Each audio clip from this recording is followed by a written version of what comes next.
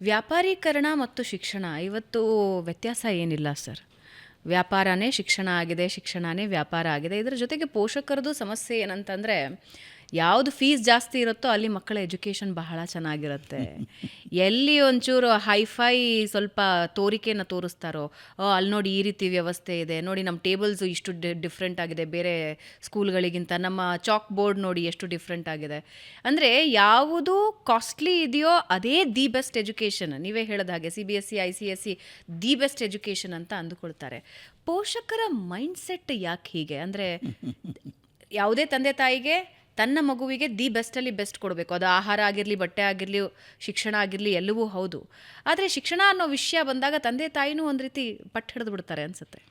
ಅದು ಕಾರಣ ಇದೆ. ನಮಗೊಂದು ನಂಬಿಕೆ ಏನಂದರೆ, ಯಾವುದು ಹೆಚ್ಚು ಬೆಲೆ ಇದೆಯೋ ಅದು ಒಳ್ಳೆಯದು ಅಂತ. ನಾನು ತುಂಬ ಸಫರ್ ಆಗಿದ್ದೀನಿ ಅದರಿಂದ. ಹೇಗೆ? ನಾನು ಶಿಕ್ಷಕರ ತರಬೇತಿ ಶುರು ಮಾಡಿದೆ. ನನಗೆ ಬಹಳ ಕಾಳಜಿ ಇರೋದು ಹಳ್ಳಿಯಲ್ಲಿರುವಂಥ ಟೀಚರ್ಸ್. ಅವರು ಟ್ರೈನಿಂಗ್ ಮಾಡಬೇಕು. 3 ತಿಂಗಳ ಒಂದು ಫಿನಿಷಿಂಗ್ ಸ್ಕೂಲ್ ಫಾರ್ ಟೀಚರ್ಸ್ ಅಂತ ಮಾಡಿದೆ. ತುಂಬ ಚೆನ್ನಾಗಿರೋ ಪ್ರೋಗ್ರಾಮ್ ಅದು.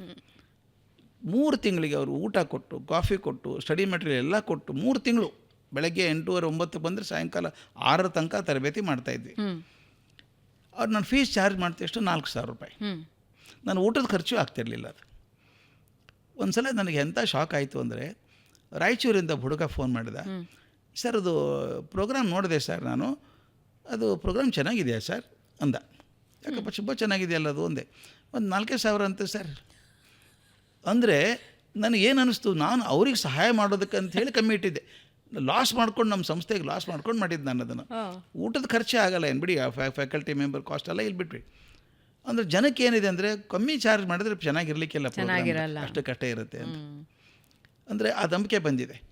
ಪಾಲಕರು ಕೂಡ ಏನಾಗಿದೆ, ಮೊದಲನೇ ಹಾಗೆ 3-4 ಮಕ್ಕಳು ಯಾರಿಗೂ ಇಲ್ಲ. ಒಂದು ಮಗು, ಭಾಳ ಅಂದರೆ 2 ಮಕ್ಕಳನ್ನು ದುರ್ಬೀನ್ ಕೆಳಗಿಟ್ಟು ಬೆಳೆಸ್ತಾರೆ ಈಗ. ಮತ್ತು ಇನ್ನೊಂದು ಸ್ವಲ್ಪ ಗಳಿಕೆ ಚೆನ್ನಾಗಿರೋದು ಅಂದರೆ ಡಿಸ್ಪೋಸಬಲ್ ಇನ್ಕಮ್ ಇದೆ, ಸ್ವಲ್ಪ ದುಡ್ಡಿದೆ. ಅವ್ರಿಗೇನು, ನಾನು ಸಣ್ಣವರಿದ್ದಾಗ ಸಿಗಲಿಲ್ಲ ಅದೇ ಅವಕಾಶ. ನನ್ನ ಮಗನಿಗೆ ಬೆಸ್ಟ್ ಸ್ಕೂಲ್ ಕೊಡಿಸ್ಬೋಣ. ಬೆಸ್ಟ್ ಸ್ಕೂಲ್ ಅಂದರೆ ಏನು ಬಿಲ್ಡಿಂಗ್ ರೀ ಅದು, ಇಟಾಲಿಯನ್ ಮಾರ್ಬಲ್ ಹಾಕಿದ್ದಾರೆ. ಆ ಟೀಚರ್ ಎಷ್ಟು ಚಂದವಾಗಿದ್ದಾರೆ, ಅವರು ಪ್ರಿನ್ಸಿಪಾಲ್ ಎಷ್ಟು ಇಂಗ್ಲೀಷ್ ಭರ್ಜರಿ ಮಾತಾಡ್ತಾರೆ ನೋಡಿ. ಆ ಫರ್ನಿಚರ್ ಹೇಗಿದೆ, ಅವ್ರ ಬಸ್ ಏರ್ ಕಂಡೀಷನ್ಡ್ ಅಂತೆ. ಇವು ಯಾವ ಶಿಕ್ಷಣಕ್ಕೆ ಸಂಬಂಧಪಟ್ಟದ್ದಲ್ಲ. ತಮಾಷೆ ಅಂದರೆ ಯಾವ ಶಿಕ್ಷಣಕ್ಕೆ ಸಂಬಂಧಪಟ್ಟದ್ದಲ್ಲ. ಆದರೆ ನಾವು ಇಂಪ್ರೆಸ್ ಆಗೋದು ಅದರಿಂದಾನೇ. ಅವ್ರು ಬ್ರೋಷರ್ ನೋಡಿದ್ರ ನೀವು, ಎಂಥದ್ದಿದೆ ಕಲರ್ ಬ್ರೋಷರ್ ಮಾಡಿದ್ದಾರೆ ಅವರು. ಅಂದರೆ ನಾವು ಯಾಕೆ ಮಾರು ಹೋಗ್ತೀವಿ ಅಂದರೆ, ದೊಡ್ಡ ಶಾಪಿಂಗ್ ಮಾಲಿಗೆ ಹೋದಾಗ ಭಾರಿ ಇಂಪ್ರೆಸ್ ಆಗಿಬಿಡ್ತೀವಿ. ಆ ಬೆಲೆ ಭಾಳ ಅನಿಸೋಲ್ಲ ನಮಗೆ. ಮತ್ತು ಸ್ವಲ್ಪ ದುಡ್ಡು ಇದೆಯಲ್ಲ. ಮತ್ತು ಇನ್ನೊಂದು ಹವ್ಯಾಸ ಏನು, ಪೇರೆಂಟ್ಸ್ ಕೆಟ್ಟವರಲ್ಲ ಅವರು. ಅವರಿಗೆ ನನ್ನ ಮಗಳಿಗೆ ನನಗೆ ಸಿಗದಾದಂಥದ್ದು ಮಕ್ಕಳಿಗೆ ಕೊಡಬೇಕು ಅಂತ.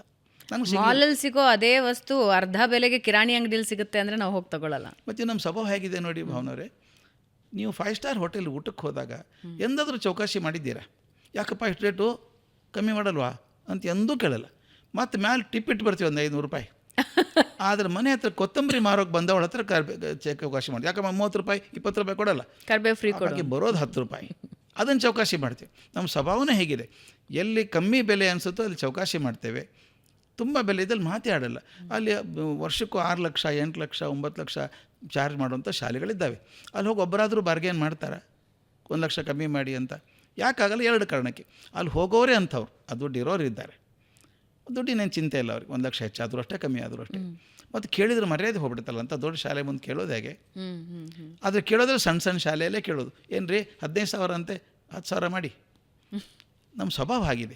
ಯಾವುದು ಕಮ್ಮಿ ಬೆಲೆಯೋ ಅಷ್ಟು ಕನಿಷ್ಠವಾದದ್ದು, ಯಾವುದು ಹೆಚ್ಚಿನ ಬೆಲೆಯೋ ಅದು ಭಾಳ ಒಳ್ಳೆಯದು, ಶ್ರೇಷ್ಠ ಮಟ್ಟದ್ದು ಅಂತ ಅಂದ್ಕೊಂಡಿದ್ದೀವಿ. ಅದಲ್ಲ.